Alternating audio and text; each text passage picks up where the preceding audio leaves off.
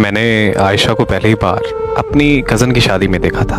वो आज़ाद कश्मीर की रहने वाली थी और मेरी कज़न की यूनी फेलो भी थी। पहली नज़र में ही मुझे उससे मोहब्बत हो गई। मैंने मौका देखते ही उसे प्रपोज़ कर दिया, लेकिन उसने मुझे कहा कि वो शादी से पहले की मोहब्बत पर यकीन नहीं रखती। वो मुझसे कहने लगी कि अगर तुम्हें आपको पसंद हो तो मेरे घर रिश्ता भेज दें।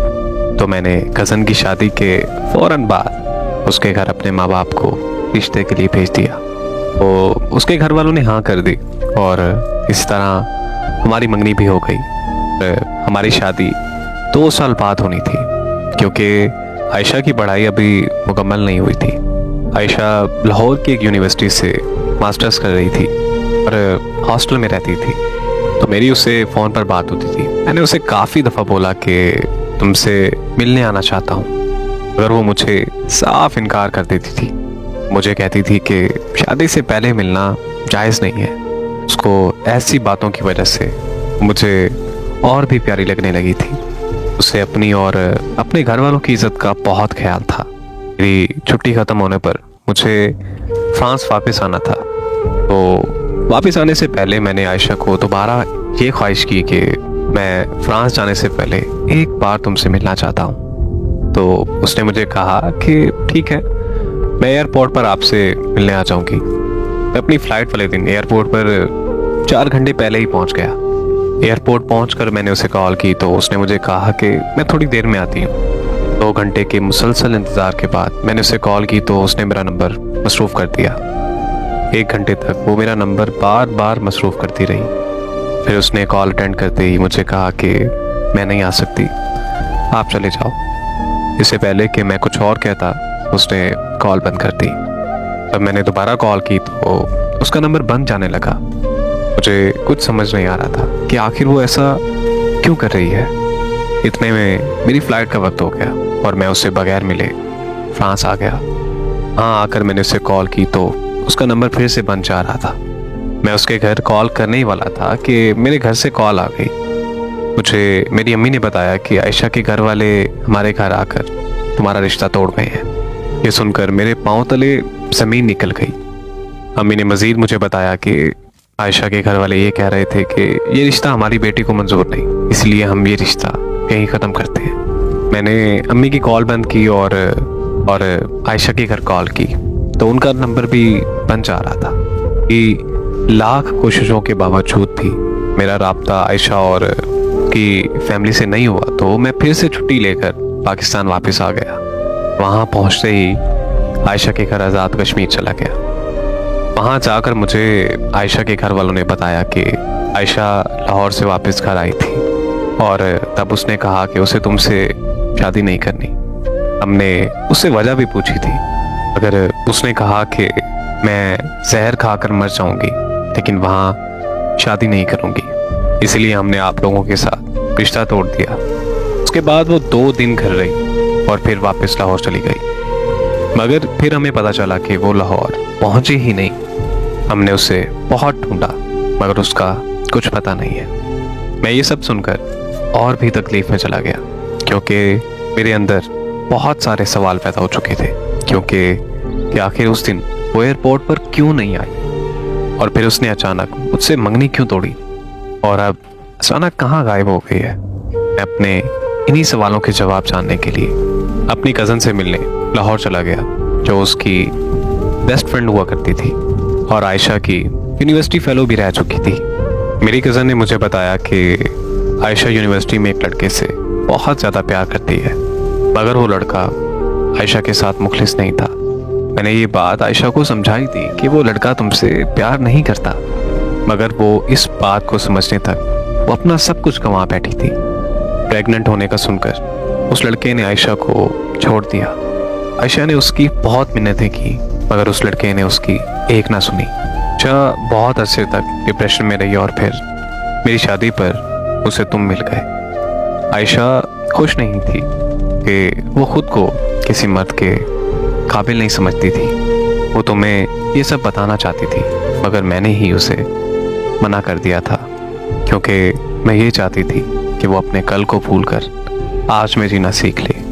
अपनी कज़न से आयशा के बारे में सुनकर मुझे बहुत दुख हुआ। पर अफसोस इस बात का था कि मेरी कज़न को भी नहीं पता था कि अब आयशा ने ऐसा क्यों किया और वो कहाँ है। मेरी कज़न से मुलाकात के बाद मेरे अंदर की बेचैनी और ज़्यादा बढ़ने लगी थी। मैं अपने घर आया तो पता चला कि लोग तरह तरह की बातें कर रहे हैं। सबने मान लिया था कि आयशा किसी लड़के के साथ भाग गई है, मगर मेरा दिल ये मानने के लिए तैयार था ही नहीं, क्योंकि वो हमेशा अपनी फैमिली की इज्जत को लेकर बहुत ज़्यादा फिक्रमंद रहती थी।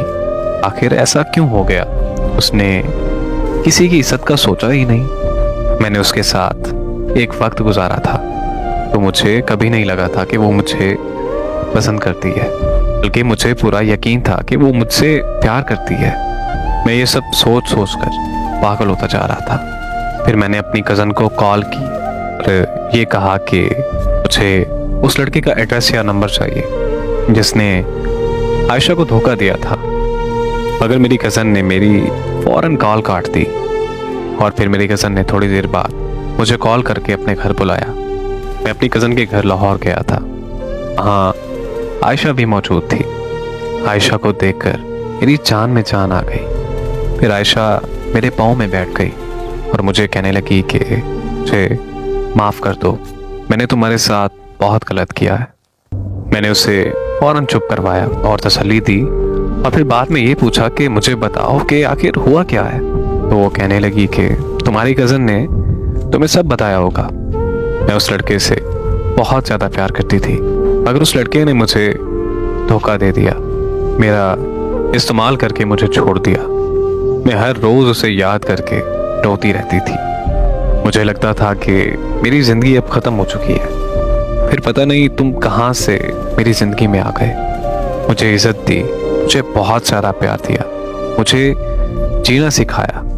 हमारी मंगनी के बाद मैं भी तुमसे मिलना चाहती थी, मगर मुझे लगता था कि अगर मैं तुमसे शादी से पहले मिलूंगी तो तुम भी मुझे उसकी तरह इस्तेमाल करके छोड़ दोगे। मैं मानती हूँ कि तुम्हें लेकर ये सोच मेरी गलत थी।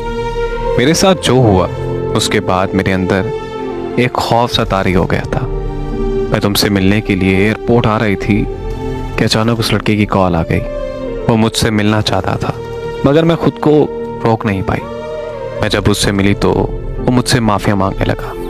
मैंने उसे माफ़ कर दिया और फिर तुमसे मंगनी तोड़कर मैंने उसे शादी कर ली।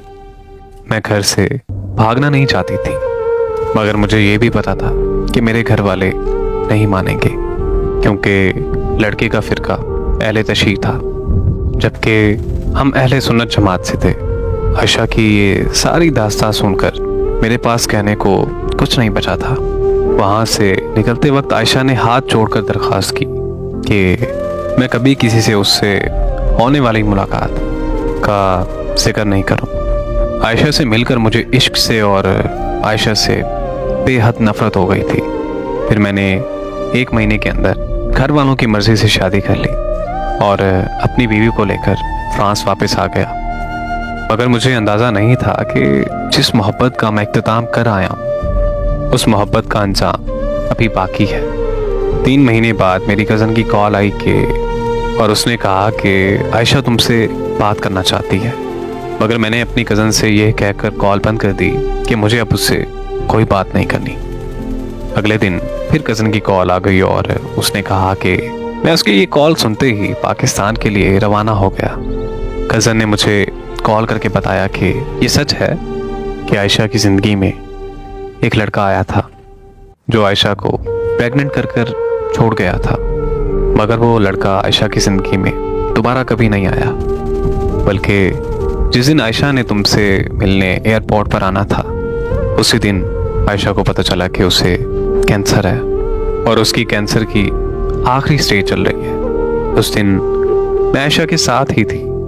वो बहुत रोई, मगर अपने लिए नहीं, तुम्हारे लिए, क्योंकि वो जानती थी कि तुम उसकी मौत का सदमा बर्दाश्त नहीं कर पाओगे। आयशा को कैंसर अबॉर्शन ठीक ना होने की वजह से हुआ था। अबॉर्शन के बारे में किसी को पता ना चले, वो सब कुछ छोड़कर मेरे घर आकर रहने लगी। और तुमसे आयशा ने सच इस वजह से छुपाया कि तुम्हारी ज़िंदगी ख़राब ना हो। वो इस बात पर बहुत रोई है कि तुम उसे आखिरत में भी नहीं मिल सकोगे, क्योंकि वो खुद को दोज़ख का हकदार समझती है। मेरी कज़न ने मुझे बताया कि मैं ये सब तुम्हें बताना चाहती थी, मगर उसने कहा था कि जिस दिन तुमने किसी को कुछ बताया कि उसी दिन मैं तुम्हारा घर छोड़कर चली जाऊंगी। लेकिन अब वो अस्पताल में अपनी ज़िंदगी की आखिरी सांसें ले रही है। शायद अब उसके घर वापस आने की उम्मीद भी ख़त्म हो गई है। इसीलिए मैंने आज सबको सच बता दिया। तुम्हें इसलिए बता रही हूँ कि वो तुम्हारा नाम बार बार ले रही है। हो सके तो उसके जाने से पहले उससे आकर एक बार मिल लो। इसीलिए मैं फ़ौरन पाकिस्तान के लिए निकल पड़ा था, मगर अफसोस कि मैं उसका आखिरी दीदार नहीं कर सका, क्योंकि मेरे पहुंचने से पहले उसे दफना दिया गया था।